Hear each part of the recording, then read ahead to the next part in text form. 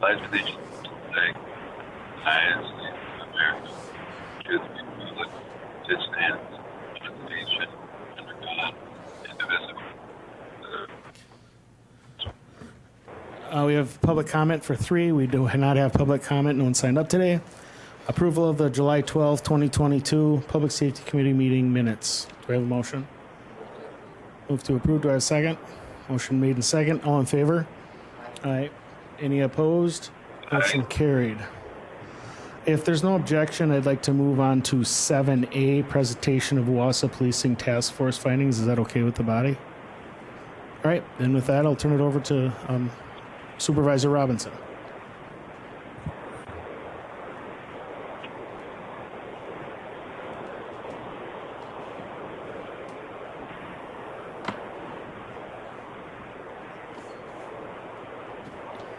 Good afternoon. I'm here today in my capacity as the, I guess it's the past chair of the Wasa Policing Task Force. And I'm joined with Mayor Rosenberg, former supervisor, and Chief Bliven from the police department. And wanted to highlight some of the activities that the task force had contained in their final report and recommendations, because I think there's some relevance to the county, and clearly we need the county to partner with us. So we started out with a thought that we wanted to go into this process with deliberative inquiry, looking at what the police department does, why they do it, and what are we missing? Are there some opportunities going ahead? And the City Council in August of 2000 approved a resolution of creating the task force and spelled out a number of duties and responsibilities, including evaluation of the practices and policies of the police department, looking at social, including mental health issues, homelessness, and trauma, and how it impacted our interface with law enforcement. And that's where I want to really focus our comments today. The task force was a 7-member task force. It was comprised of myself, Pat Peckham of the City Council, Michael Loy, and Will Harris, who were members of the Police and Fire Commission, and 3 citizen members, Kaylee McCauley, Sarah Schneck, and Michael Kemp North. We had 25 meetings over approximately a year and a half, 18-month period, where we looked at what were the basic policies and procedures of the police department, how do they compare with other norms and activities. We brought in a number of speakers to talk to us. We spent some time looking at the President's Commission, President Obama's Commission on 21st Century Policing, Wisconsin Professional Police Association's Blueprint for Change, the speakers, task force recommendations, and we encouraged all members of the task force to do ride-alongs with the members of the police department to get a real life experience. We also had presentations from a number of people, including Chad Billup and Terry Weststone and Jim Palmer from the Wisconsin Professional Police Association throughout the course that helped enlighten us. In addition, we spent a lot of time looking at data gathering and analysis. We had 7 listening sessions throughout the community, unfortunately during COVID, so the numbers were down, but we did it both virtually and some with proper spacing. Those listening sessions drove a community survey, and we did in the summer of 2001 a community survey with 1,231 responses.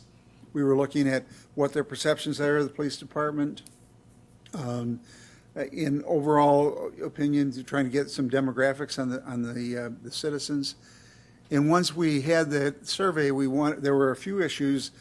The demographics allowed us to break it down into certain groups. We saw some differences, although there was general support for the police department. There were differences in ranges depending upon some of the social, economic, and demographic data. And so we created some focus groups to probe in to see what some of those differences are.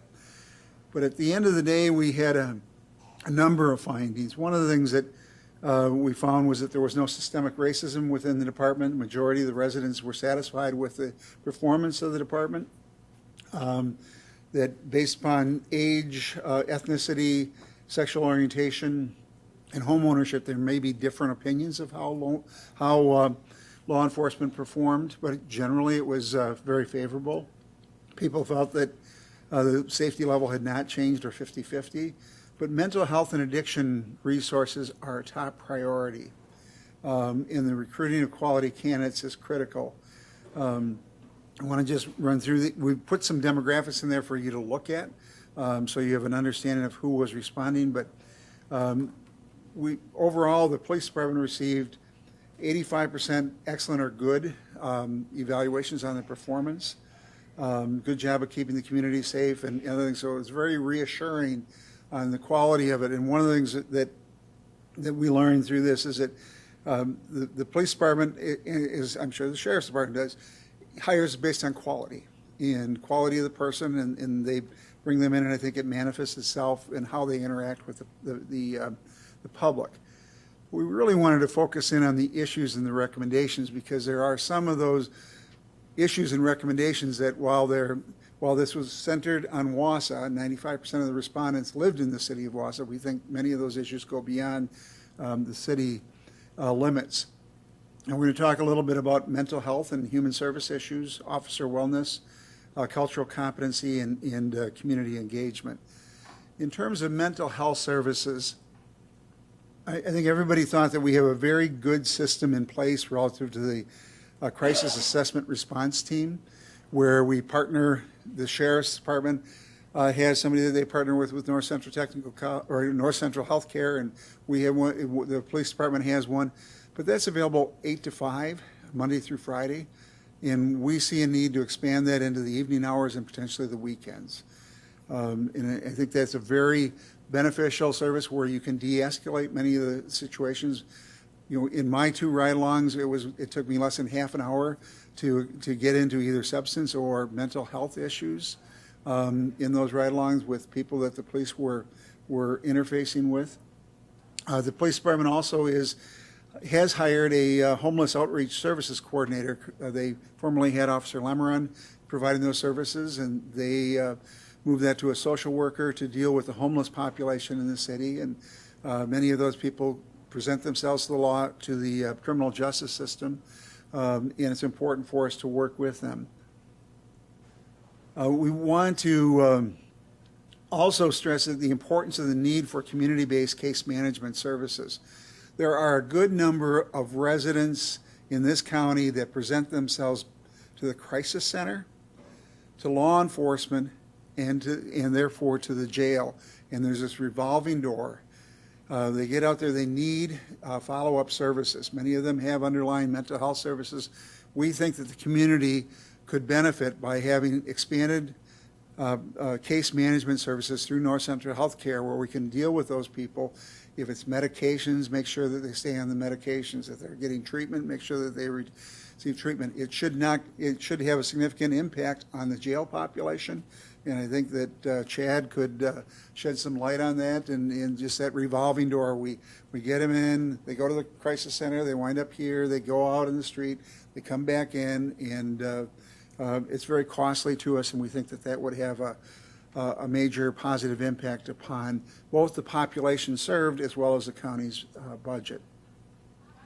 We also spent quite a bit of time talking about the 5115 commitment process, where somebody's in a crisis situation, they go to the healthcare center, they're transported there by law enforcement, and there's a really blurring of the roles and responsibility. How long does law enforcement stay there? What are the roles, and when can they leave? And I think we need to have that clarified, and that's a statutory change that we would like to see.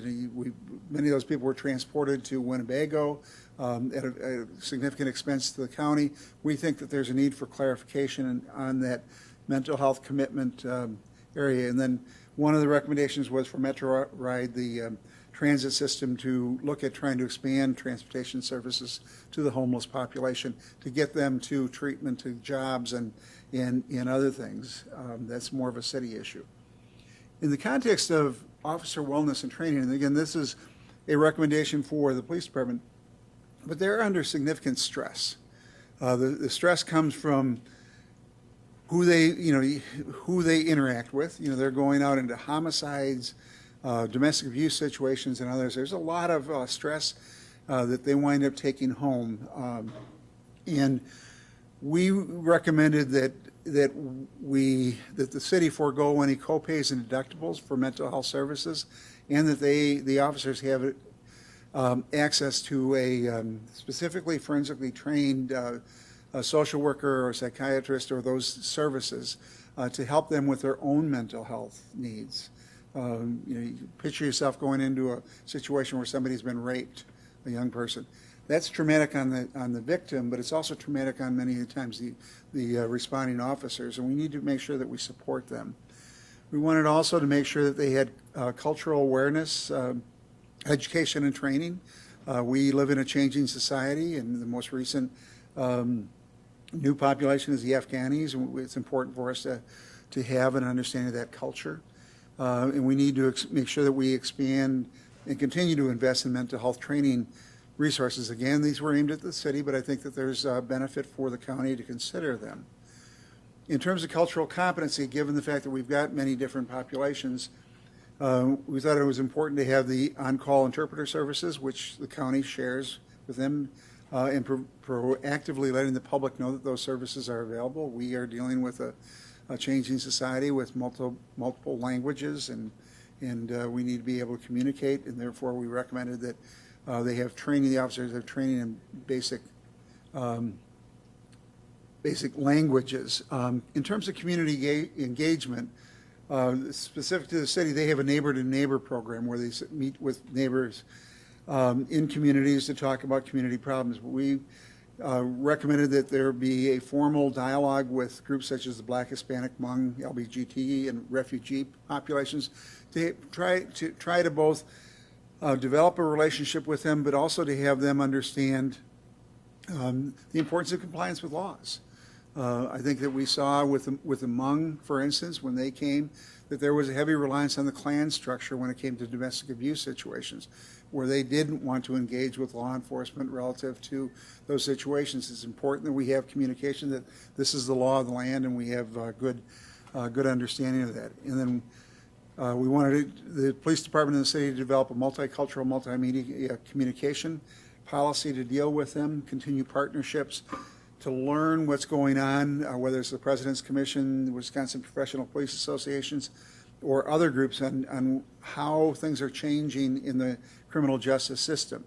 The one thing that came out loud and clear to us when we started looking at the recommendations of the state and federal organizations of the Wasa Police Department was at the cutting edge. They were leading in terms of tracking information on officer shootings, officer involved events. They were ahead of the game in the use of body cameras and other things. And I think you would find many of the same things with the Sheriff's Department. But it's important that they continue to reevaluate that. We also wanted a public service campaign about interacting with law enforcement to achieve positive outcomes.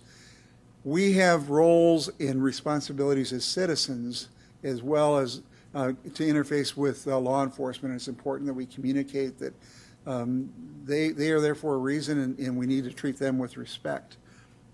And then we also wanted to follow up with regular community surveys along the lines of the ones that we did.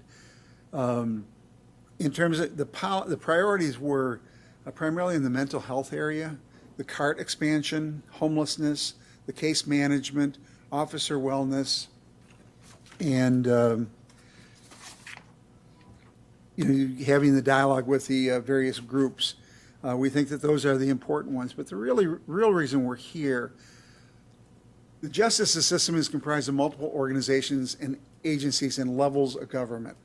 They all have reciprocal relationships and reliance on each other, and it's important that they all move in the same direction. So we went through many of the recommendations and identified who some of the partners are. When is it the City of Wasa? When is it the Police and Fire Commission? When is it North Central Healthcare, Marathon County, State of Wisconsin? And when does the public get involved? But the real, I think that if I could just highlight those critical areas where we would look for the county to partner with us, it would be in the area of the expansion of the crisis assessment response team. It would be in the area of providing the case management to those people that present themselves. We would look for support in trying to communicate with the legislature and the need to modify the 5115. Any support that could be given to the homeless population would be appreciated. And I think we also need to deal with the issue of officer wellness and some of the support that we can provide to them. And not saying that the other recommendations are not important, but the ones where we would look to the county is, can we expand CART? Can we get that case management program in place? And can we modify some of those laws to clarify the roles and responsibilities of North Central, the law enforcement, in the mental health system when we're dealing with those crisis situations where we're transporting them to the healthcare center? So I'm joined with Ben and Katie. I would ask you to comment as well. Yeah, I guess the one thing I would point out during all of this is that the public doesn't necessarily differentiate between Wasa Police, Marathon County Sheriff's Department, Everest Metro, those different pieces. And I'm sure the clerk left, but she could probably attest to the fact that some of the government services offered here versus at City Hall, there's not a differentiation. So when people are ranking us, sometimes they're ranking the Sheriff's Department too. Sometimes they're specifically using those terms. So I do hope that this is helpful for you all here to hear about, because I know that we partner, I know our law enforcement agencies partner well together. But really, I would just kind of target in on that expanded CART services. I think that would be important for the entire county. And, you know, we do have that. We have a good start on it, but we would love to have it 24/7 for people and be able to support the entire county.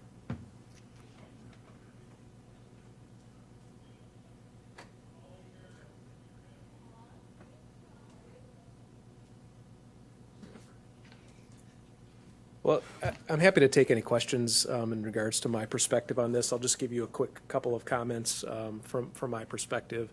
And that is one, that I think what the mayor just indicated about, you know, if you go ask a citizen in Rib Mountain what police department or sheriff's department responded to your house, they may know, but they may not know. I've gotten 2 calls this week from residents of Rib Mountain asking about a police response to their house. Well, that was a sheriff's department response. And so I think that's a good observation, in that 85% of the people that we surveyed said that law enforcement does either an excellent or a very good job. And so I think that is a testament to the law enforcement that you have in central Wisconsin. We have outstanding law enforcement professionals here. We share great relationships with all of our law enforcement organizations in our community. So I just want to acknowledge that piece of it. This was a long and arduous process. I'm not going to lie about that. The members of our police department, as we were going through this, really felt under the gun, under the microscope as a result of this. You know, law enforcement isn't an easy profession ever to be in, but today more than ever, we are under the microscope. And so this process was a difficult and painful one for our police department. But at the end of the day, I think there were some good outcomes. We had an opportunity to share with members of our community the work that we do and the policies and procedures that we have in place. So I think at the end of the day, it was an opportunity to share the professionalism of our department with our community. And then as it pertains to the county board, I would just kind of reiterate some of the things that I think are really important, and that is that we need more mental health resources in our community. You know, North Central Healthcare is a huge piece of that, and you know, you folks in the county board have input and influence over that. So I would just make sure that I make that point and try to drive that point home, and especially as it relates to case management. Mr. Robinson talked about Officer Lemerand, who spent 18 months working directly with homeless people in our community. One of the biggest issues that he ran into was the case management piece of it. So, you know, when he would try to connect people with North Central Healthcare, if we can get people out into the field, out into the community, that's going to make a major difference, as opposed to having them report to an appointment at North Central Healthcare. You know, folks who have alcohol, mental health, drug addiction issues, getting them to an appointment is a tall order. So having people that go to people in the community where they are, I think, is an important thing. You know, in terms of homelessness, that's a city issue, but it's also a county issue. If you talk to your library director, you'll hear from her the significant issues they have sometimes, especially in the winter at the library with homelessness. I think the folks from the sheriff's office can talk about the number of people that we incarcerate as a result of some of the things that go on in the community. Many of them are homeless. And if we can impact that problem in a positive way, it impacts the bottom line of all of our communities. So I think that's important. And, we've been talking with Catholic Charities about a year-round warming center, something that we can have people have a place to lay their head year-round instead of just when they're open now, November 1st through April 30th. And if we can do that, I think that'll make a big impact, and I think the county board can have a role in that, if you guys would be interested in that. So, and then lastly, I think, one of the things that most important to me, I know that I would talk with Chad and Bill about it in the past, and that is officer wellness, our ability to keep our officers at the top of the game. We owe that to them. They go running into a lot of dangerous situations. They experience a lot of trauma. So everything that we can do to keep them well, any initiatives that we can put in place to make sure that we treat them the way they deserve to be treated is really important. So as initiatives come to you, I would just encourage you to support those things. Did anyone have any questions for anyone up here? Thank you for letting me borrow Mr. Robinson for the last 18 months. I'm sure you didn't have to yank that hard. Thank you, guys. All right, with that, we'll move on to 5A. Continue discussion on the 2018-2022 strategic plan. I'll turn it over to Vice Chair McEwen. Thank you, Mr. Chair. And good afternoon to the Public Safety Committee. The last time we met was at your last meeting to review Objective 7.1, which Public Safety is the lead committee on. There were 3 questions that are in your packet today also that I asked you to consider when making recommendations for updating the 2018-2022 strategic plan. Also, Administrator Leonard has sent out the most current update on the 2018-2022 strategic plan on the 4th of July. I hope everyone got that email and reviewed it. Like I said, it's the most current update on all the areas. With that, I've had several discussions with Vice Chair Mask about 7.1 and any recommendations or updates for the 3 strategies, the 1 outcome measure, and if there was any additions or deletion, anything you wanted to delete, that would be up to this committee. I know Supervisor Marash sent me an email with some recommendations for 7.1, and I read them, and I think they're very valid to consider.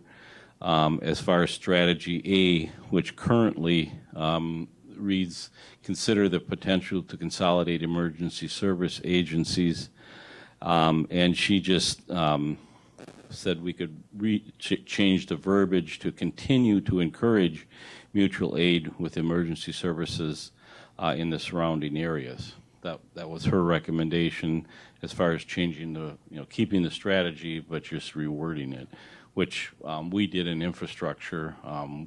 We deleted some strategies. We changed some of the strategies. So that's something, this committee could consider. As far as strategy B, which responds to maltreatment allegations and provide protective services for vulnerable populations. And she said respond to maltreatment allegations are provide protective services for vulnerable populations. This is actually strategy E in 3.3, which she pointed out, which is a good comment. As far as strategy C, report every 2 years on the response times with advice for municipalities consolidation, realignment, or targeted education. She believes that this strategy is relevant and should be left the same as it is, but just change it for 2 more years when we want to extend that.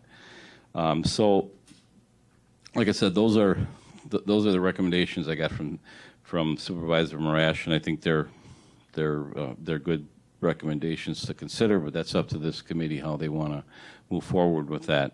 And with that, I'm going to turn it over to Supervisor Mask because she has several ideas that, like I said, I did talk to her about. And like I said, I want the recommendations to come from this committee. So, thank you. So I typed up my notes and gave it to all of you. The stuff that's highlighted is just there for your information. But the last page, I have my ideas of what we need to look at. So this is your committee, and we're representing our public safety, the Sheriff's Department, our dispatchers, emergency management. But the one that I thought was rather interesting was on page 161 in the comp plan, it says highway safety. Now, we would think that would be infrastructure, but we did have a conversation before COVID about special events, and we are having more special events that want intersections closed. They want police escorts, or they want cones, or whatever. And that kind of fell to the wayside after COVID hit. But it is something that's going to come up, so it's something I think we should consider because we might be putting reserve deputies out there. So if you look at some of these, and I did incorporate Stacy's comments too on response times, mutual aid under emergency management. Excuse me. So I'm open to suggestions. So, as the chair of this committee, I'm looking for things, and obviously Gene's heading this up, so this is where we're going to look to everyone. I mean, we've been on this committee for a while, so we're looking for the new members, and so I guess I'll turn it over to you two guys and see what you had any input that you'd like to consider for the plan.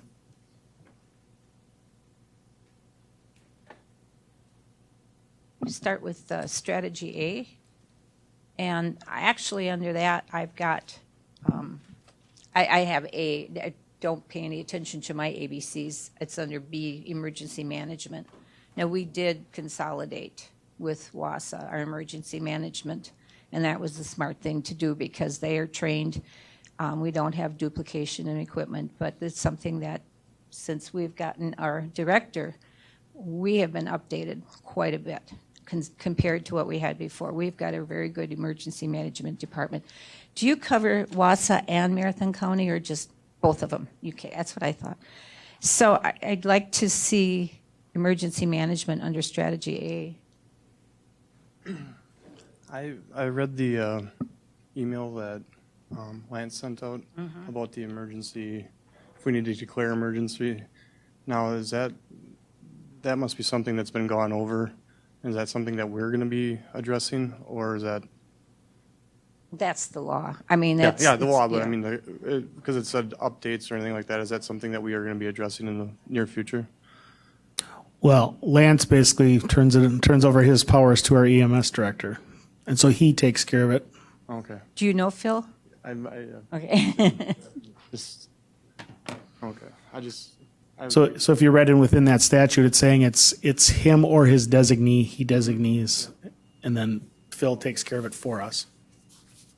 I was assuming that was something we'd be discussing when he sent that out. We can, if you want to do an educational. Phil from time to time comes forward, so we can do that if you'd like to have it on one of the. I was curious if that was sent out to change, if we were looking at changing something, or if it was just to give us some information. That was more of an informational from Lance. If I may, Mr. Chair, this is Administrator Leonard. The meeting was going so quickly and so smoothly. Sure, Lance. Sure. So as I sent out in that document, there's actually a statutory requirement that the county board approve on a regular basis your emergency operations plan. And Phil will get into that when he gets to the item 6A2 on your agenda, and we can talk through what that emergency operations plan provides for, but specifically to the supervisor's question about declaring an emergency, per state statute, the administrator and administrator-led county has the authority to declare an emergency based on localized events within a county, subject to the ratification by the county board as soon as is practicable. So, for example, in speaking with Phil and in preparation for a couple of severe weather events we had last year, we had conversations about what that might look like. And in fact, I did declare an emergency. However, at the after the event, Phil and I conferred, and there was no need to circle back to the county board for ratification because the damages that were sustained in the county were not such that a countywide declaration was necessary. Or if there's a declaration by a higher level of government, by the governor, for example, we would not be required to make that declaration to assist towns in getting those funds. But we can get into that when we get to 6A2 with any questions you might have. Thank you, Administrator Leonard. Jean, what did you say for A again? Could you please Well, it says consider potential to Yep. consolidate services, but we've done that. And but I think that to continue to monitor emergency management, and then under that, response times for rural emergency services, to continue to encourage mutual aid with emergency services in surrounding area, updates on pandemic protocol, because that was something very new for us.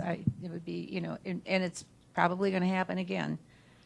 That's all I've got. I mean, Okay. Anything further on your end? Go ahead. So for the consolidation, do you mean just like consolidating like smaller, like for like backup and stuff, like for helping out? Or you mean like a total like a Marathon County emergency system, or you mean doing like just consolidating, like helping the communities? I mean, like communities helping each other. You know what I mean?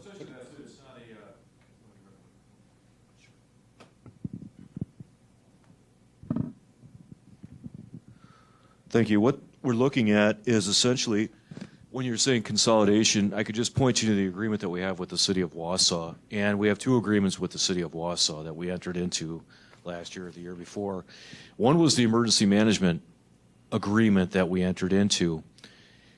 According to state statute, every municipality, whether it's a city, village, or township, has to have an emergency management director assigned to them, along with an emergency operations plan that's been developed and adopted by that local board. What we did was enter into agreement with the city of Wasa for my department services to be their emergency management director as well, and develop an emergency operations plan, which I just happen to have with me. I also help them out on other activities or incidents, whether it's a special event or something else that's going on in their community, just like I would for the county. And that's an agreement that's under, and I believe it's state statute 66 something, and I can't recall what it is. But that's the agreement that we're looking at. Then another agreement that we have with the city of Wasa is the Hazardous Materials Response Team agreement. Prior to this agreement, Marathon County was assigned the Level B Hazardous Material Response function for the county. And when we're looking at this as far as how it fits into the bigger picture, the City of Wasa Fire Department is a regional response team for hazardous materials, and it made much more sense economically and efficiently wise to go with the City of Wasa because they're already at the higher level of skill and capability, and it's just a duplicity of effort. And there was just no point in continuing on with us for that particular function. So we entered into an agreement with them as well for those type of things. And I believe that's the direction that we're looking at, is how we can enter into additional agreements, whether it's with the county departments or other. I think some people just had concerns about like the funding going, like taken away from the smaller communities maybe. I don't know if that would happen at all. You know what I mean? No? Okay. Go ahead. Go ahead. But thank you. As far as funding, Phil, correct me if I'm wrong, like the Village of Rothschilds, the village president is our emergency management director. Is that normally the way the smaller municipalities operate? It really depends on that municipality. They can certainly have the public works director, the fire chief, the police chief, pretty much whoever they want to fill that role, they can select and assign that position to. Correct, and there's no funding for that for the municipality. I mean, it's just a designated person in that municipality. That's correct. Okay. That's correct. For my position, I am partially funded through the Emergency Management Performance Grant through the state of Wisconsin, and also the EPCRA grant as well. But the municipalities outside of the county are not entitled to that. Okay, thank you. So, go ahead, Gene. Oh, I was just going to say then, as Supervisor Marash had recommended to extend that date, we have by December 31st, 2022, extend that date to December 31st, 2024. Anything further before I give my thoughts, I guess, and make sure I've got everybody on. I'm hearing everybody. Any further thoughts? So I guess from what I'm hearing, does anyone disagree with the strategy A? Because I think that's a no-brainer. I think I agree with what Gene said on that. What about strategy B? Respond to maltreatment allegations and provide protective service for vulnerable populations. Have you guys seen Stacy Marash's, or Supervisor Marash's statement? If not, I can give it to you quick. So I want to make sure you all get to look at those. So while you're reading that, I'll go on to C. She said I agree with that.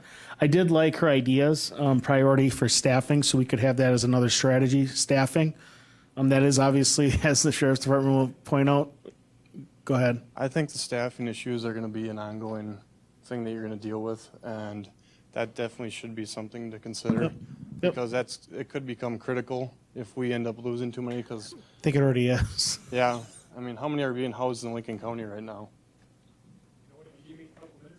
I just to show how we're sending inmates out when we should be taking care of them here. Well, that has a lot to do with how many beds are available too. But I talked to Sandra on Friday, and we're down 20 corrections officers. So our reopening of our juvenile detention center is going to be delayed further into the fall. And she's not even sure we can open it back up in October.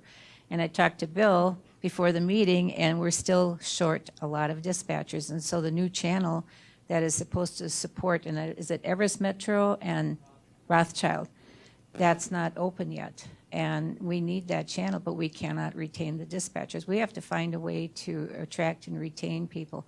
Now, some of our dispatchers get trained and then they leave. They're trained. It takes a long time to train them. So to answer your question, currently we have 33 housed out in Lincoln. We have 39 housed out in Taylor. We have 11 down in Columbia, so down in Portage.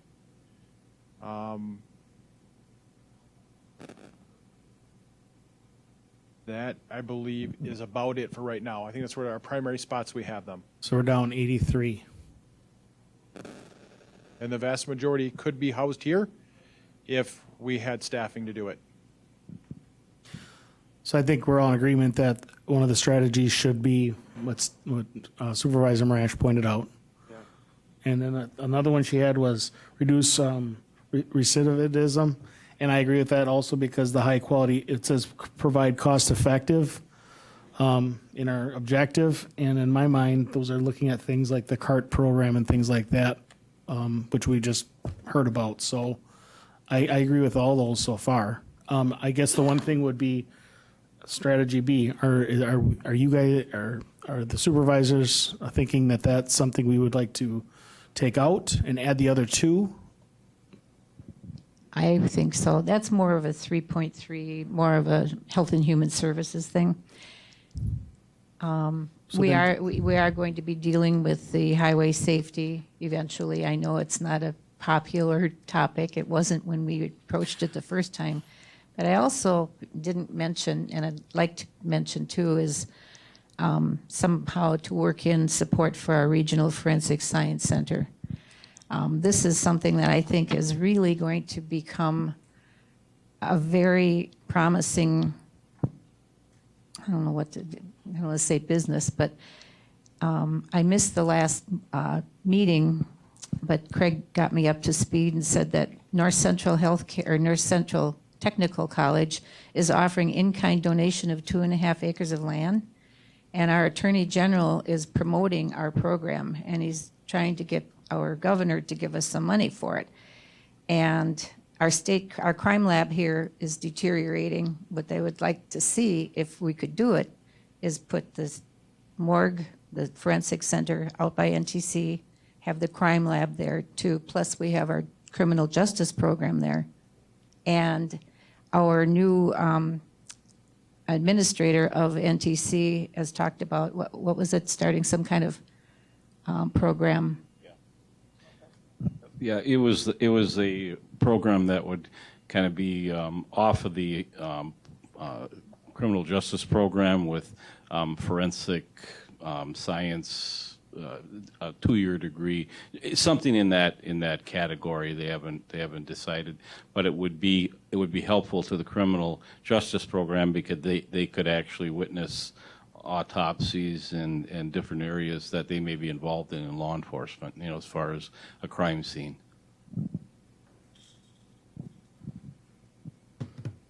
So I guess thoughts from the other supervisors on possibly putting in, so what I'm hearing in strategy A would be considered, we'll stay with what Gene said, sorry. And then getting rid of strategy B, taking strategy C, turning it into B. Then we would have C being staffing. D would be reduce recidivism. I can't even say that word. I feel really not smart. It's awesome. Really not smart. That's why I don't want to bring it That up. made me sound smart too. All right. And then maybe, what about the highway safety and the Regional Forensics Science Center? That is not something we have in there currently. Are you thinking of using that right now, Gene, or something in the future? Well, the highway safety, You'd like to see that them doesn't really fall under emergency management. It falls under safety. I don't know if that would, I don't know if we can include it there.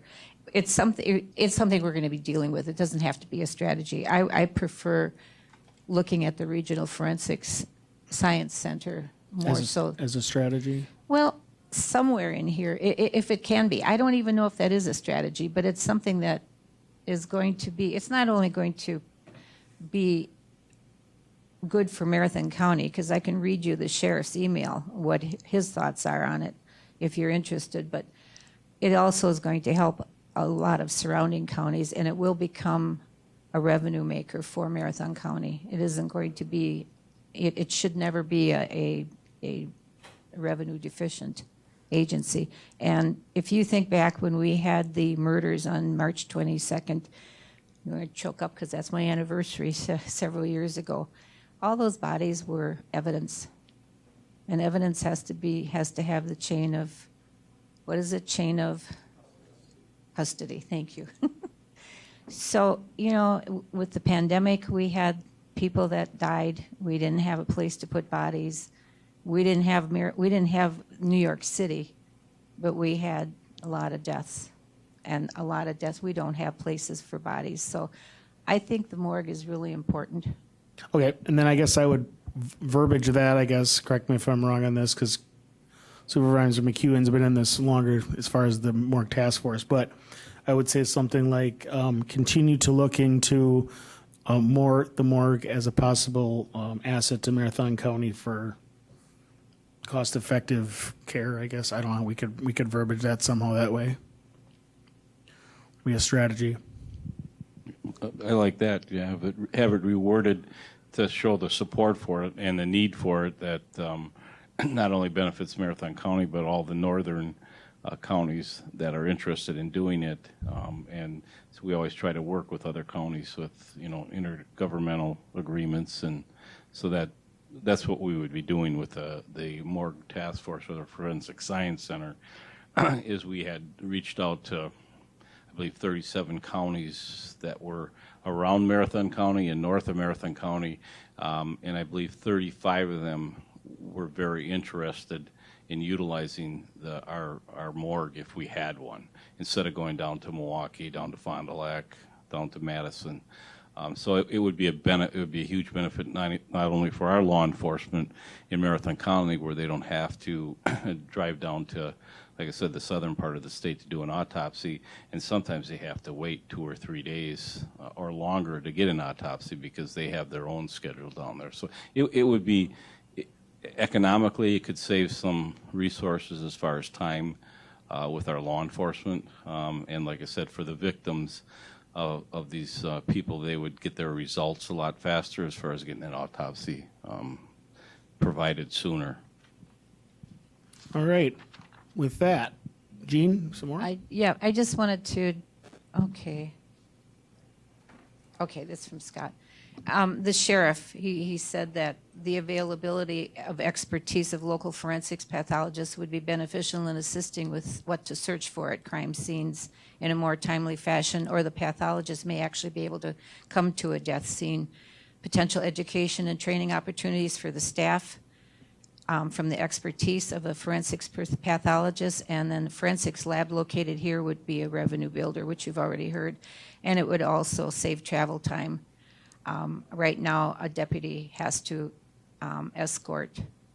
maintain evidence and custody of the body, so law enforcement must accompany a body to maintain evidence custody. So it isn't getting any safer around here, and there are deaths that are suspicious if they're not outright murder. But our sheriff does support this. Supervisor Leonard, did you have anything you wanted to add? Oh, I'm sorry. Administrator Leonard. It's been a long day.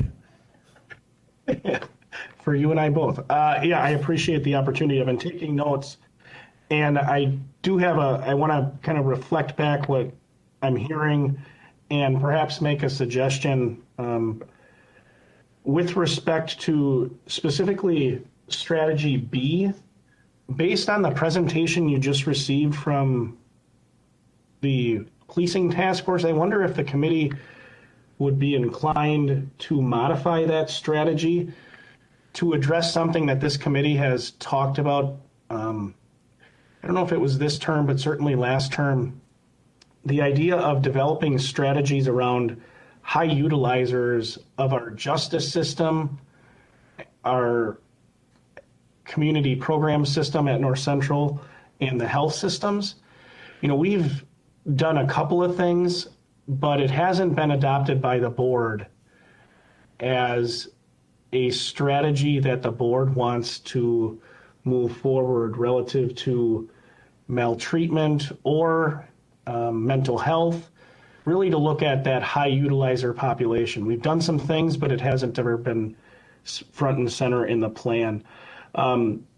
Another piece with respect to staffing, I certainly think this committee has, I think you're on the right track with calling out the need to have, a recruiting and retention strategy that the board understands and it really takes a leadership role in.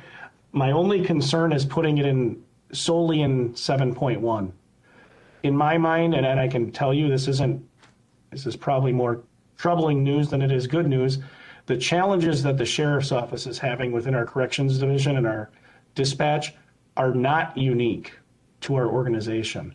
If, for those of you that have tuned into the HR Finance and Property meeting, historically we had a presentation that talked about turnover within the organization, and you've all heard the term the Great Resignation, I'm sure. I mean, again, we're not unique in terms of our organization. It's a challenge, and I think it bears mentioning, but perhaps the place to do that might be objective 12.3. If the board and this committee can certainly make that recommendation to have a specific strategy that gets at a recruiting and retention and even compensation strategy that ensures our ability to recruit and retain high quality talent. Perhaps 12.3 is the best place to do that. With respect to your recidivism conversation, I think I'll defer to Vice Chair McEwen on this, but you do have, I would encourage you to look at the comprehensive plan. Objective 7.3 has a number of strategies within it, and that objective is solely to reduce recidivism. So that might give you some ideas about what you want to incorporate into 7.1, if anything. And then lastly, with the regional Forensic Science Center, I likewise think that fits very well within Objective 12.3 because as Supervisor Mask referenced, it's not only a benefit for law enforcement, it's a benefit for prosecutors, it's a benefit for our health systems.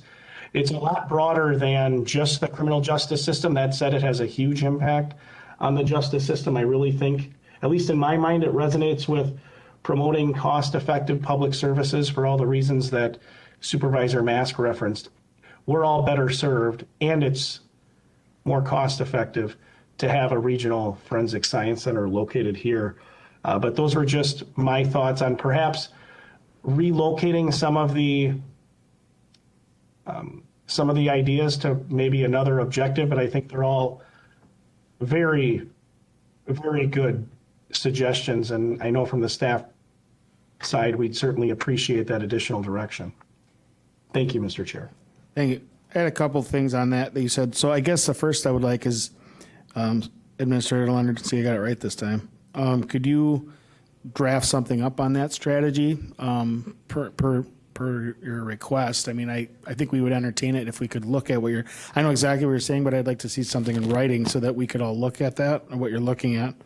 And then as far as the strategy, as far as 12.3, I agree with you wholeheartedly on both of those. But I guess in my mind, does it really hurt to put it down twice? Because if we work off the strategic plan anyway, and you're seeing it in two objectives where we are saying to do this, does it really hurt to have it in twice, being both in 7.1 and in 12-3? First question, whether I can draft something, absolutely. As Vice Chair McEwen referenced, we had the discussions at all the committees. That was one thing I was asked to do at the Infrastructure Committee, and I drafted up the proposed changes that the committee, based on my understanding of their direction, and then they reviewed that and made some additional changes. I'd be happy to do that for public safety, and I also agree with your idea of putting it in twice. I think that's a sound strategy, both with respect to recruiting, but also with respect to the Regional Forensic Science Center. Yeah, and like I said, like with recruiting, I think we're seeing that, and that's going to be we're going to have to look at that pretty hard as a county board. So that's why I said it'd probably be good to have it in there twice. Supervisor McEwen. Thank you, Mr. Chair. If I could have you look at 10.6, reference to this discussion we're having. Now, I know it's not worded that way, but 10.6 is to ensure the future availability of skilled and flexible workforce prepared to meet the needs of both existing and emerging industries and technologies. And I know that refers to the outside, not just Marathon County, but I'm sure the technology has changed for law enforcement. I've been retired for 13 years, and like I said, we were happy with a portable radio back then. But things have changed, and I don't know if this could that is that strategy, is that leaning towards future availability for skilled workers in Marathon County, like the criminal justice system, in other areas, the highway department. I don't know, Supervisor Leonard. Here I'm going.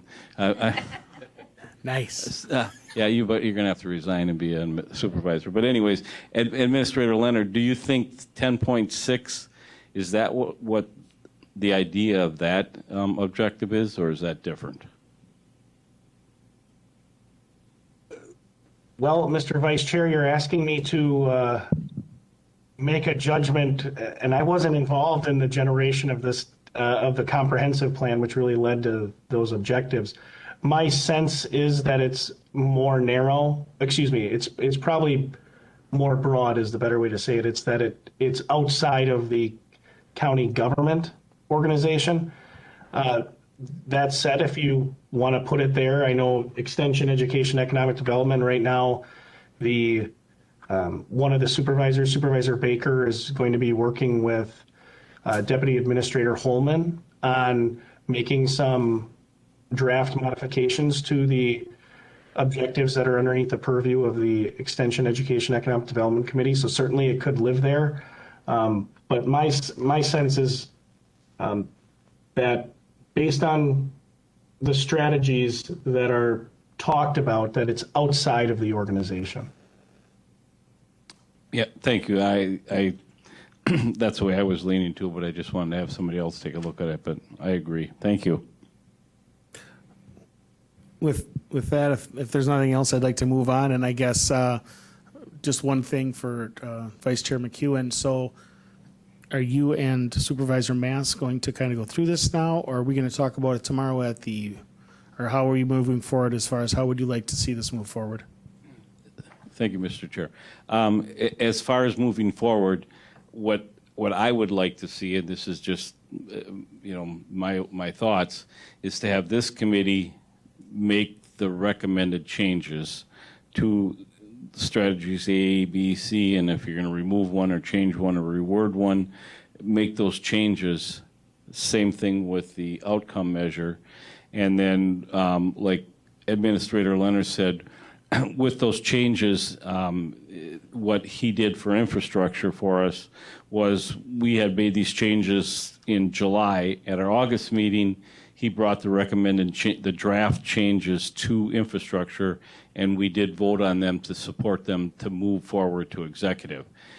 This doesn't have to be done for executive on Thursday. But like I said, I guess... It's tomorrow, Craig. Pardon me? It's tomorrow.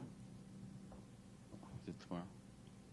Executive got Oh, yeah, that's moved right. to Wednesday. tomorrow. You're right. Just want to make sure nobody... Yeah, no, I'll be there. But yeah, thank you. It's Wednesday. Yeah, we changed that. But anyways, the recommendations for tomorrow, like I said, I'm just going to update executive that infrastructure completed theirs. Public safety is going over the recommendations, and if yourself, Mr. Chair and the Vice Chair, want to put these together for Administrator Leonard to draft, then when he does have the appropriate time to do that, he can do that. Bring it. You guys can then look at your September meeting to support those drafts. That's fine. And like I said, Health and Human Services is doing that right now. They went through everything. The chair and the vice chair of Health and Human Services, we're going to get together and review the changes that were suggested and bring a draft back to the committee in September to vote on. And like I said, I would rather have you take your time to do it right than I'm not trying to make anybody get this done sooner. I would just like to see a process. And like I said, if you can have these strategies done, the outcome measure done, added, removed, reworded, whatever, and then give those to Administrator Leonard, let him do the draft for you. You can look at it in September, and if they're appropriate and you support them, then you can move those on to executive. Thank you. So what I think I'll do is if everyone wants to just send them to my email, Gene, whatever and then I'm gonna draft it and then send it to Administrator Leonard just to cut on his a little bit. I think because I think I know what everybody kind of wants except for the one that he's going to add. So that way, if I send over what we have with Gene's updates and then with Supervisor Marash's, I think we can get something kind of close. And then I'll put it out there. And then I guess in the email we can just look at it next time and if there's any comments, just comment to Administrator Leonard on that, and if I copy him in. So that paper that I gave you, it's got they're not listed, but that's pretty much. How you want to do it? Okay. You don't need anything else? Okay. That'll be fine. So now with the reducing recidivism, Now, should we be looking at some other outcomes to go along with that? We can. Typically, I mean, if you have some outcomes, that's fine. In the past, it's come from both staff and from supervisors of what they think it should look like. The criminal justice system, now we have the CJCC, which we never had before. That might be something they could even look at, like what could help doing that, and that's kind of like that. But yeah, anything you add, we can always put in there. This is the time to do it, so. Go ahead. Craig just pointed out on page 161, we probably have done some of this already, develop a comprehensive risk-based assessment approach to address juvenile offenders to reduce the likelihood of recidivism. I can say it. I practiced. So there are things, Which one was that, Gene? on page 161 under reduce recidivism, A. 161A, okay. That was under objective. It would be 7.3A. 7.3 what? 7.3 and then 8A. A, yep, correct. All right, that's what I needed. All right, we'll get something drafted up, and like I said, we can always add, we can make it a working document. I'll put it in a spreadsheet, and then we can move it forward. All right, with that, I'm going to move on to 6A, review operational functions required by statute, ordinance, and resolution, review and possible recommendations to county board for its consideration. Dancy Communications Tower Replacement Plan, request to amend 2022 capital plan and transfer contingency funds. Go ahead. We have Officer Milhausen, in a suit, by the way. Mr. Chair, as Bill is walking up to kick this off, I'll just start with a little bit of context. The reason it's before this committee is there is going to be a request for a capital transfer, and that actually is being considered by the HR Finance and Property Committee tomorrow. But because, again, this is the Public Safety Committee, your previous process before the capital process was reviewed last term required your formal approval, so we wanted to make you aware of the issues we were having at the tower and let you know about the plan that staff developed to address it. Go ahead. Thank you, Chair. It's just got to get closer. Okay. It's moody. Thank you, Mr. Chair. And the suit was for Administrator Leonard, but I guess he's not here, so he'll have to just view it. Anyhow, I guess I'll give you a little bit. I can see it, Bill, but Chad does your performance appraisals. So. Oh, all right, sorry. After our last meeting, I took your advice. Anyhow, give you a little bit of update. Recently, we learned let's back up about 2 years ago when we were redoing a lot of our emergency radio infrastructure. And we learned that the Dancy Tower, which in your packet, there's a map kind of showing you where that's at. I'll scroll down here, see if I can get to where. So right here, just in relation, so you know where we're talking about, where it says Bug Tussle, Dancy, the yellow pin drop. That's the new tower site. The red one just to the east of it is the current Dancy site. So the road that it is on there is County Highway C, which for those of you familiar, that's right down by the Meade Wildlife Area and the extreme southern part of Marathon County. So just to give you a frame of reference. So we, under normal inspection about 2 years ago, found that tower site was to be degrading. We don't own that tower site. It's owned by the Wisconsin Department of Natural Resources. And we've been on there for a number of years, way before I became involved in the communications division. At that time, our inspectors, we were going to tweak some equipment on that tower, and our inspector told us at that time that the tower was in need of some repairs.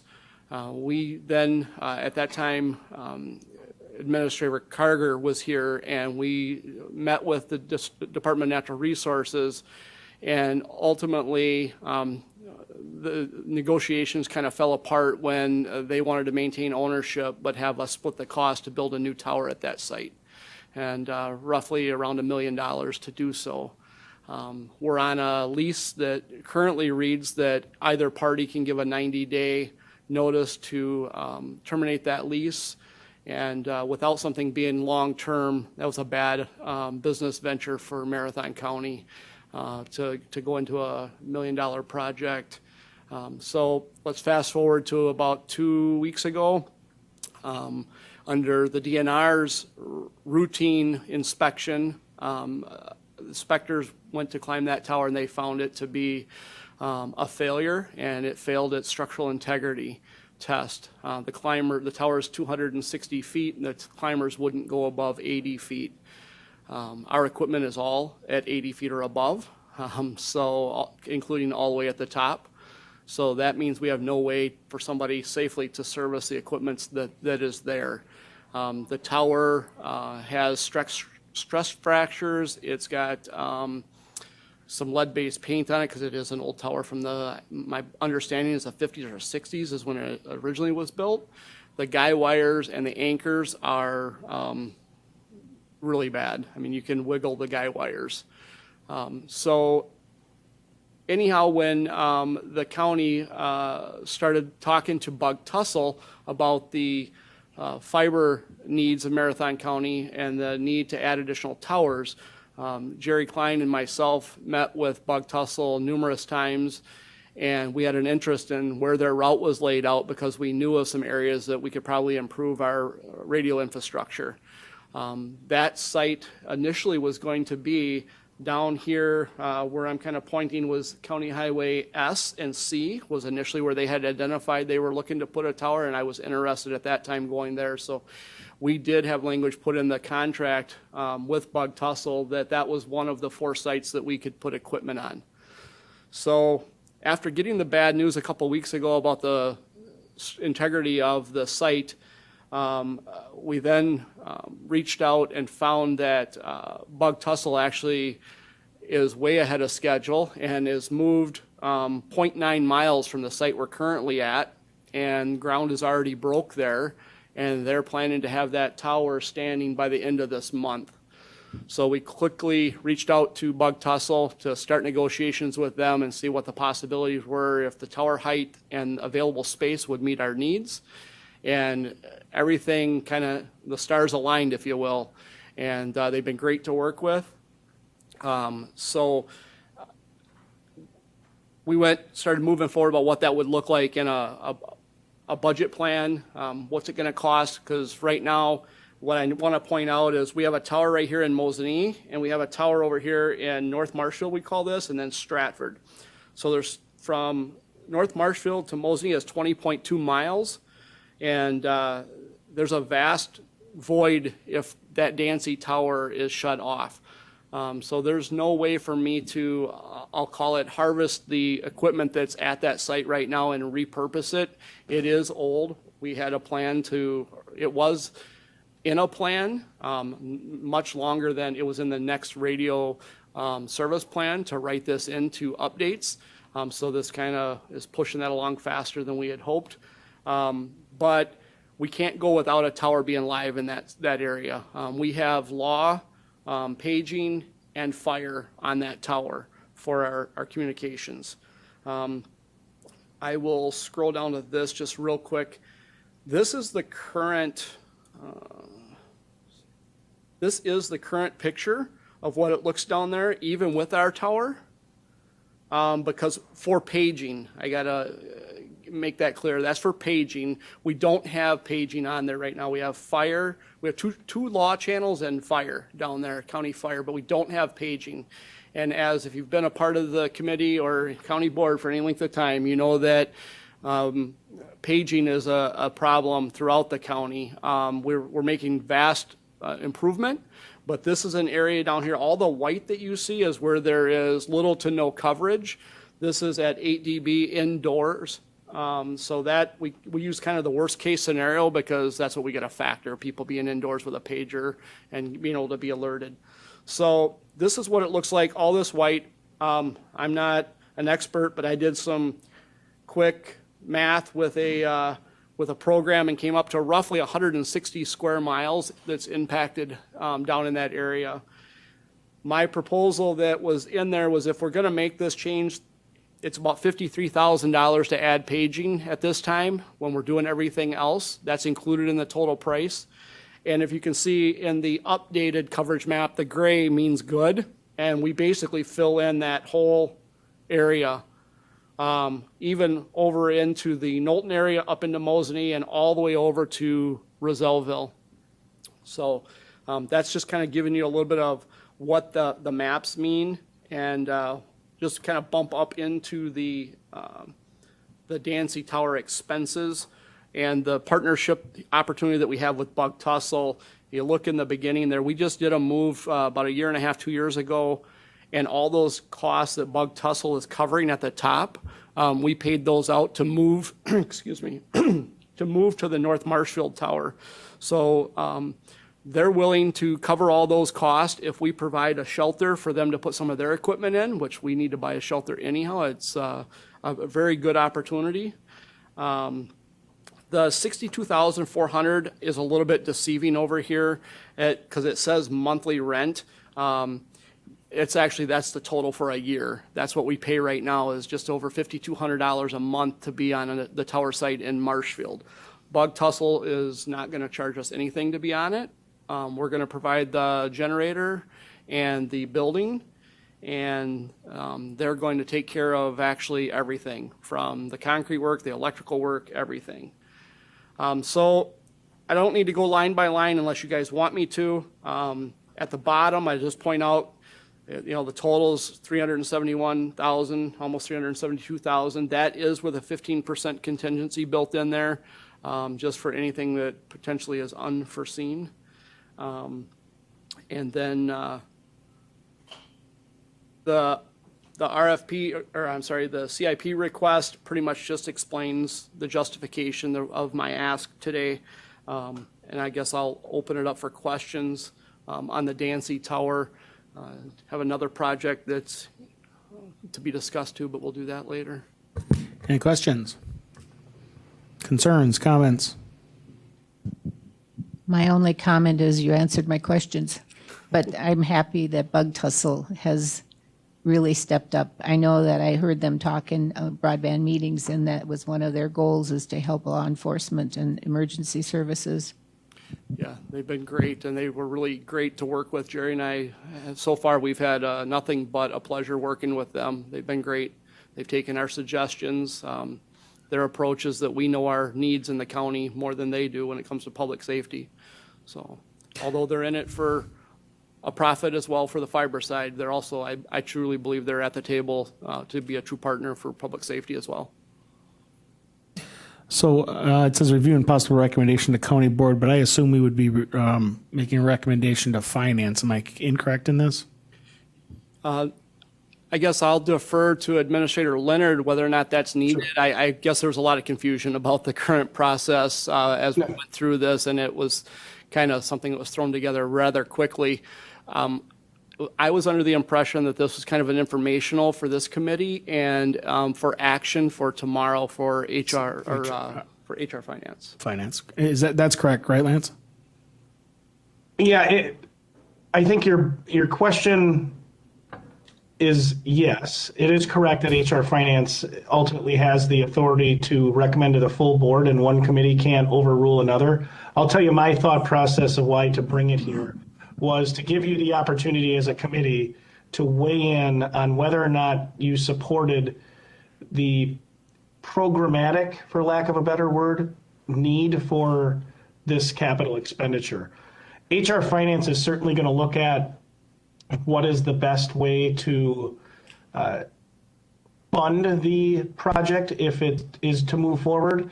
But really, I thought this was a great opportunity to give the committee the opportunity, if it wanted, to weigh in and essentially do that through a vote to demonstrate that they supported the project moving forward. The only thing I'll add, Bill did a great job giving you the kind of the project as a whole. I just want to tell you a little bit about the money.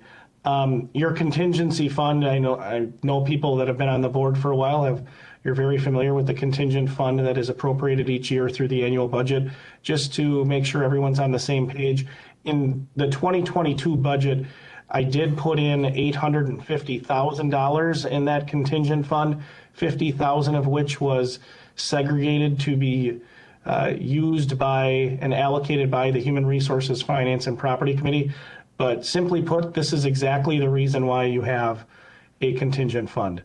Things that come up during the year, as Bill said, this project was on the calendar to get done in the future, but based on the analysis that was done by the DNR when they sought to go up that tower, this is something that needs to move forward right now. So if you have any questions specifically about funding, happy to try to answer them, and Bill can take any of the questions about the project. But we set it up so that you could, should you choose to do so, make a recommendation to HR Finance and the full board of your support for the project. Thank you. Go ahead. I got a question about with the DNR. Did that change with the what we were speaking about before with their contract and all that? As far as, was it a 3-year contract or what was it before? So the DNR with the contract that we're on now with the tower, right now we're on a contract it doesn't have a sunset. It just has a 90-day notice to terminate the contract, either party. That's what it currently stands at. We had an agreement with them that we would pay the electric bill, we would provide the generator, the propane, and a shelter. And for doing that, we were on the tower for rent-free currently. When we had the talks 2 years ago about building a new site, that was where the DNR were looking to take, the state was taking a different direction on what they wanted to do there. And the county at that time, Administrator Carger did not want to put the county's neck out on a line for that kind of a liability with no assurance, if you would. So now you think it's better now? With it's more like 90 days, they couldn't just cut your, you know what I mean? Yeah, I guess maybe I wasn't clear. We would be terminating our lease with the DNR, and we would be moving to a different tower owned by Bug Tussle. Okay. Yeah, and that's the company that the county bonded with the fiber throughout the county. Okay. So we've already, as a matter of fact, I don't know the current status of it, but Corp Counsel, Mr. Pruner and Jerry Klein have been working on a agreement with Bug Tussle. I don't know the current state of that, what that language looks like for a MOU.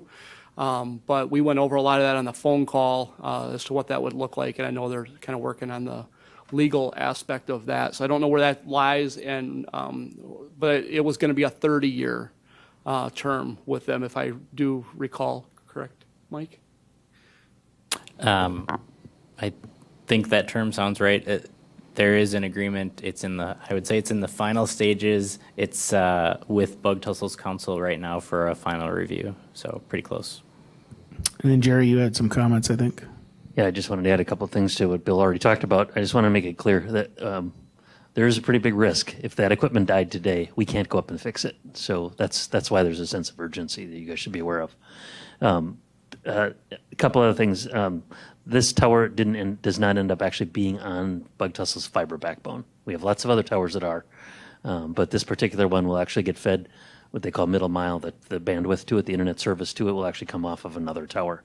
And what our planning to do is, once the tower's up, we'll put our equipment on it. We'll be on it long before they are, in fact, and we'll backfeed for basically we'll send traffic to it from our Mosinee water tower. Sometime in 2023. They'll have a higher speed connection to it, and we may switch over to that. If we do that, we'll end up having to buy service from them if we decide to do that at that time. Bug Tussle gets some. They're doing like the construction stuff that we talked about, and as Bill mentioned, we'll be paying for the propane or the diesel, whatever we end up doing, but they'll be paying for the electricity for it. And it's important to understand they get something out of this too. They'll put all their equipment inside the building that we're buying. So it's not like there was a good amount of back and forth of, you pay for this, we'll pay for this. So there's something that they'll get out of it. And then I wanted to mention, Bill did talk on this, but this is actually also the tower that supports our big Go Plane campground. So we have a point-to-point Wi-Fi connection from there to a telephone pole that's by the ranger station in the campground right now.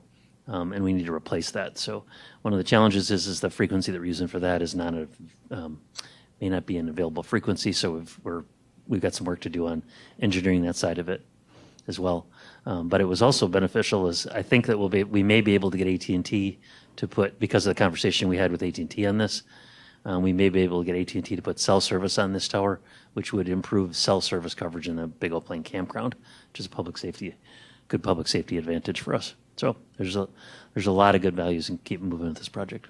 If I could just point out too on the map that's up again, just so to put that into perspective for those of you that don't know the county real well, right at the top of that yellow pin, that is the Old Plain Park. So it's literally right across the flowage. It's not even a mile. If you're not familiar, we have 2 really active campgrounds there, a boat launch, and then the whole park is used for horse riding, biking, and it currently has really poor cell coverage. And it's a challenge for the rangers that need to look up campground reservations because they don't have good internet service there. Hey, Bill, this is Administrator Leonard. Can you give the committee just a real brief explanation, excuse me, of if we didn't have bug tussle here with the tower, what we would be looking at in terms of an alternative to meet the needs that we have for public safety dispatching? Absolutely. What we would be looking at is we'd be left with a choice. Either we go back down the road. Matter of fact, I talked to the DNR this morning and advised them because they were kind of pushing to see which direction we were going because that would guide what they're going to do. They're not daily users of that tower, so they're not inclined to stick the money into it. So they were going to come to us looking for the majority of the money to build a new tower there. With us off there, they may try and repair that tower the best they can, being they don't use it daily, but that decision hasn't been made. So that would leave us with one other option, and that's to build a tower, because we have to have a tower down in that area. That's in the neighborhood of $1.2 to $1.4 million if we were to do this for the tower structure and then everything else that's on the list that you see right now. Having gone through a lot of this down in the Marshfield area, and when we started looking into it 2 years ago with this site, that's archaeological studies. It's a lot of work. It's probably a good 1.5 to 2 years out before ground break. So that's a long time to risk whether or not this system fails between now and then. This site has been hit by lightning in my 5.5 years here that knocked it out. So there are risks, and it is vital to our public safety. Hope that answers what you're looking for, Administrator Leonard. Yes, absolutely. Thank you. So what we're looking at for today is either a support or non-support for the replacement plan to send to finance so that they would request an amendment to the capital plan at the full county board level. So do I have a motion to approve? I have a question. Go ahead. So it says in here, is this project to be funded entirely with CIP funds? Does that mean contingency funds? Lance, would you like to answer that? I think Supervisor Mass, that's part of a little bit of my confusion, I'll be honest with you. I think we've had a lot of people. Christie was involved. Mr. Holman was involved. Lance has been involved. Facilities has been involved. We all didn't really kind of know what direction I think to take initially. So we went ahead and wrote it up as a CIP. And I don't know, Lance, would you like to comment more? The short answer is yes. All of that funding, if the HR Finance and Property Committee approves staff's recommendation, is to take it from contingency for purposes of funding the capital project. Thank you. So again, we're just seeing if we want to support the tower replacement plan to send forward. Supervisor Mask with a motion. Do I have a second? We have a second. Any further discussion? If not, all in favor signify by saying aye. Aye. Any opposed? Okay, motion is carried on that. Thank you. We'll go to 6A2, updates to the Marathon County Emergency Operation Plan, and we have Phil here.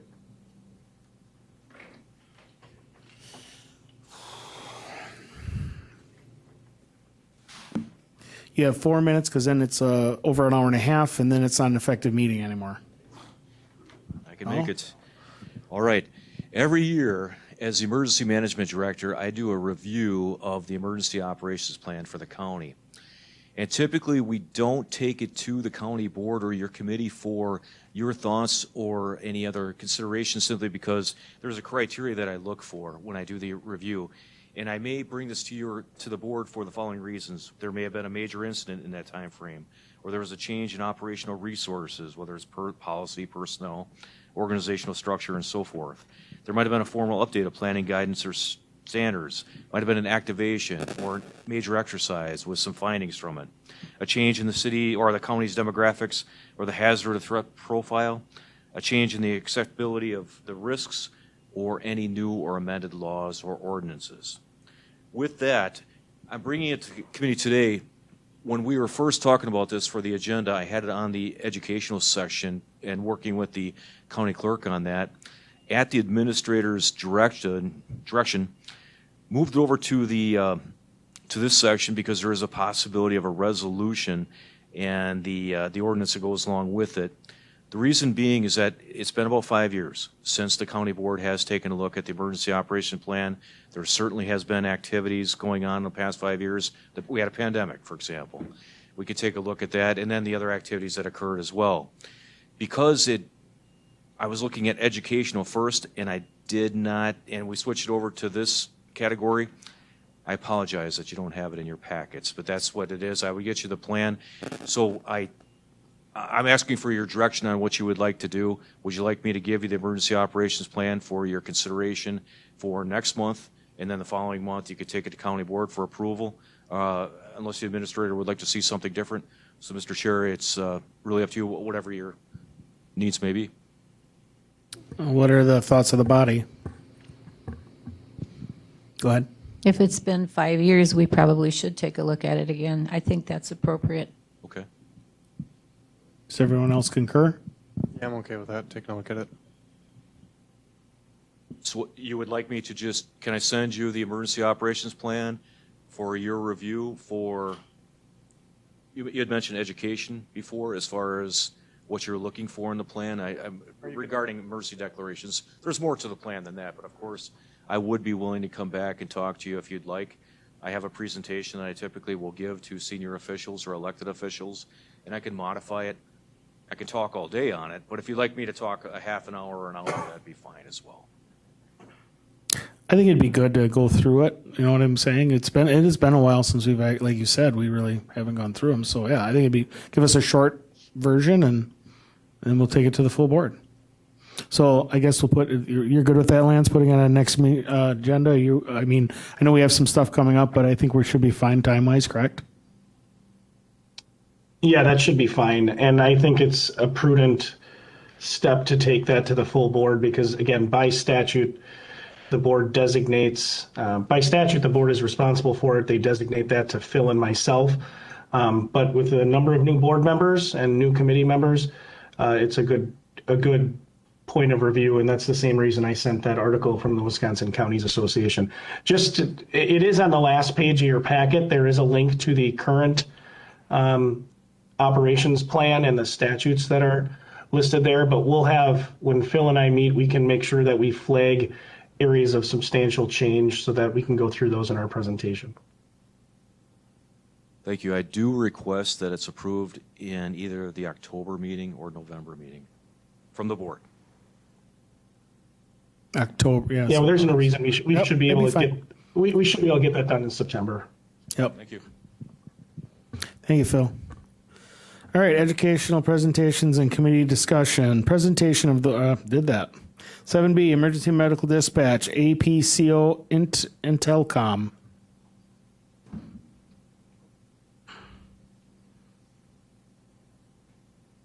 Kind of must be a big deal. You're up here quite a bit today. Thank you again, sir. If you guys remember, I believe last month or the month before last month, the resolution came to the county board regarding a PSAP grant and naming one PSAP in Marathon County to allow us to be eligible to apply for state grants. Upon that grant being released and looking further into it, emergency medical dispatch is a requirement of that grant for it to be implemented within 3 years of receiving funds. or you're eligible no longer for funds through the grant program. So we looked into what that would cost for us to do, and it's about $91,000 up front for us to move to emergency medical dispatch. And then there's about a $15,000 annual reoccurring fee to stay certified for all my dispatchers. At this time, to be quite honest with you, I don't think the juice is worth the squeeze with everything else that we have going on that I just spoke to you about, and I'm going to speak to you about in the next topic as well. So I just wanted an informational that we're not going to be pursuing the grant. The grant that we were actually looking for was about $40,000 for a new audio logger. But in order for me to get that $40,000, I'm going to have to spend over $100,000 and then incur some reoccurring cost. I do think emergency medical dispatch is something good and something that we should look towards down the road. But I just think right now it's not a good time for us where we currently sit. Questions? All right. Then we'll move on to backup 911 center call taking. Thank you again, sir. You guys are probably going to doubt my competency in my position here because this too is something that certainly took a different twist for us. So you all are very well, you've heard me talk about Next Gen 911 and what that's going to bring to Marathon County and the citizens here. There was a project called the EZINet. It's an emergency services IT network. That EZINet was something of what we believed, to be quite honest, a pipe dream that we thought was going to take years and years. Jerry and I and Frank Hanasek, when he was here, thought this would probably never come to fruition.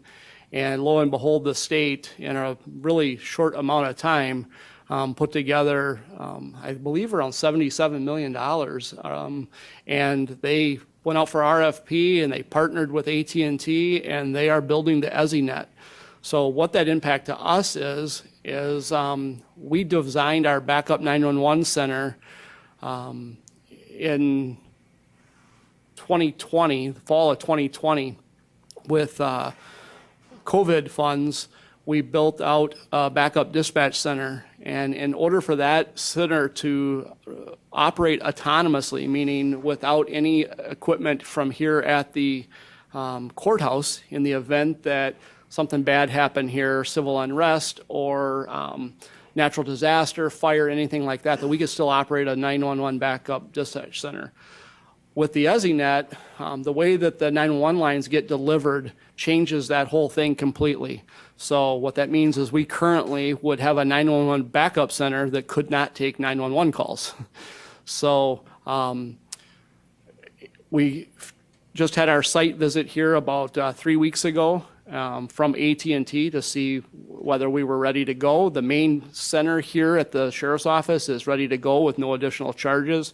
The backup center is ready to go with the exception of a server that needs to be bought and put in place by our radio service vendor, Zetron. That project that also was included in your packet. I believe the total was right around $63,500 or $63,250, something along those lines.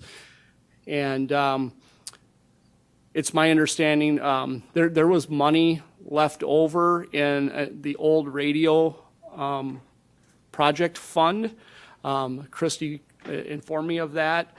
So I initially was instructed to write a CIP request for this as well.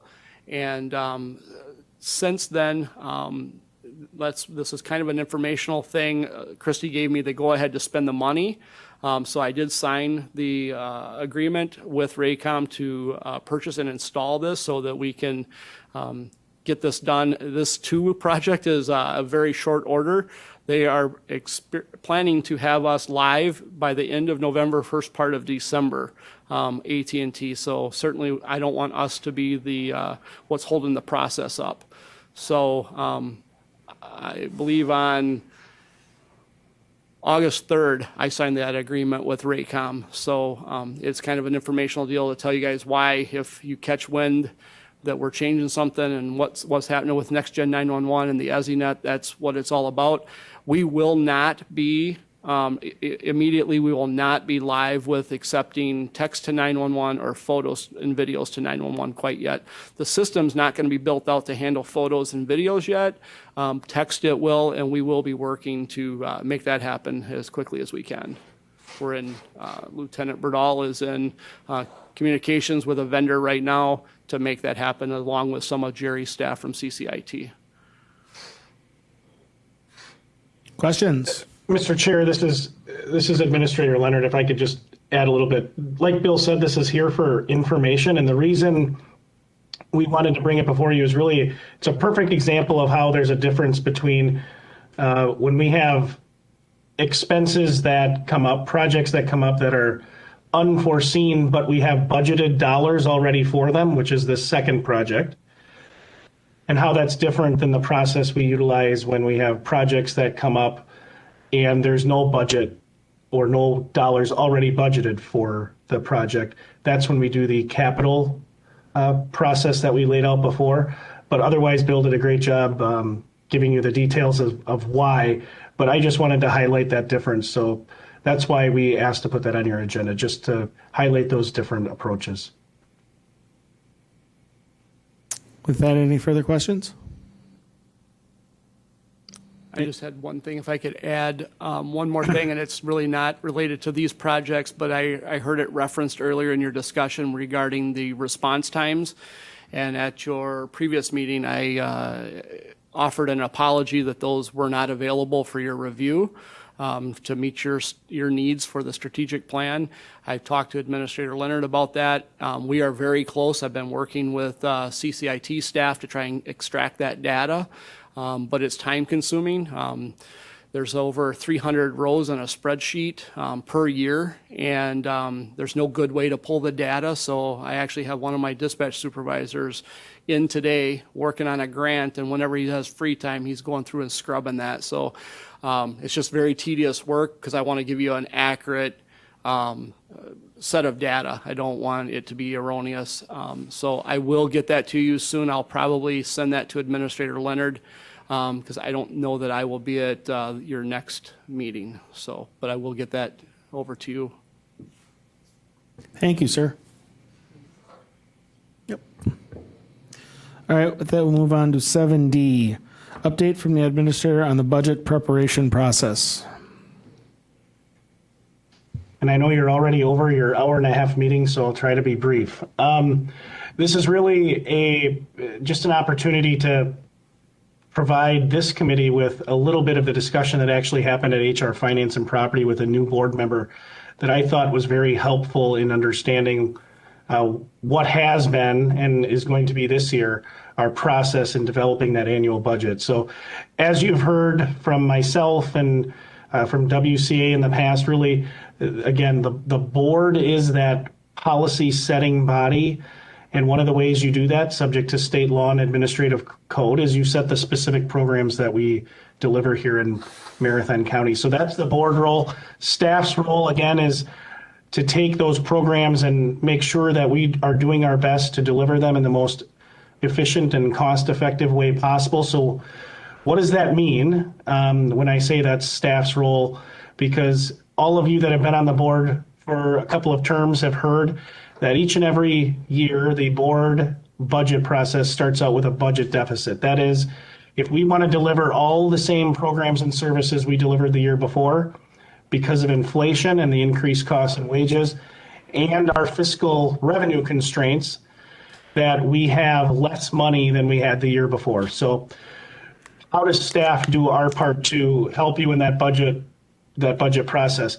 What it means is absent direction from a standing committee that of jurisdiction that that the board is looking to terminate or reduce an existing program, add a new program, or expand an existing program, that what staff are doing is we're trying to become more efficient by continuous process improvement, continuous quality improvement to become more efficient. An example of that within, I saw Corp Counsel Pureners in the room. We did a process improvement project within Corporation Counsel's office several years ago that had a dramatic impact on how quickly we were able to secure jurisdiction in children in need of protection or services cases. So increased quality, and it also saved a lot of money. The second way we do that is through technology. We try to make sure we're utilizing technology in the most effective and efficient way possible. And then the last one that I want to spend just a couple minutes on are model changes. So the board is bringing forward and determining what programs and services we want to deliver. Staff's job is to make sure that we're delivering, and I'm sorry, I'm getting a little bit of feedback. I don't know if anybody's got a mic on, but staff's job is to make sure that the model we're choosing to deliver those programs is the best model. So here's an example. Last week at the Board of Health, there was a discussion about a model change relative to our nurse home visiting program. Marathon County has been delivering a nurse home visiting program for many years. The model we've used to do that has been Start Right. The Start Right model has been discussed at the board level. It's mentioned in the last several budget messages from administration. So several years ago, it was actually, I believe, last term, the board asked for really an evaluation of that model with an eye toward having increased availability of local data. That is, return on investment data for the cost we're putting into the program. Are we getting a significant return on investment for that program? So we partnered, staff from our health department and administration partnered with the university year program to do that evaluation. And what that, and the report is available on the university year program website. What it demonstrated was that the Start Right program is a good program. It is valuable. However, the ability to access that data is very limited. And it would take a great deal of resources to be able to compile that data and assess it. So then what staff did was I asked our health officer to take her team and look at, are there other models of nurse home visiting programs that perhaps are better able to deliver on what the board was looking for, that access to that data, including the ability to further develop our own local data. And what we found was it's called the Nurse Family Partnership Model. It's being deployed in more than 40 states across the country, including Wisconsin. It's being used in a number of counties in the state of Wisconsin. It's been discussed on the National Association of Counties websites, as well as Wisconsin Counties Association.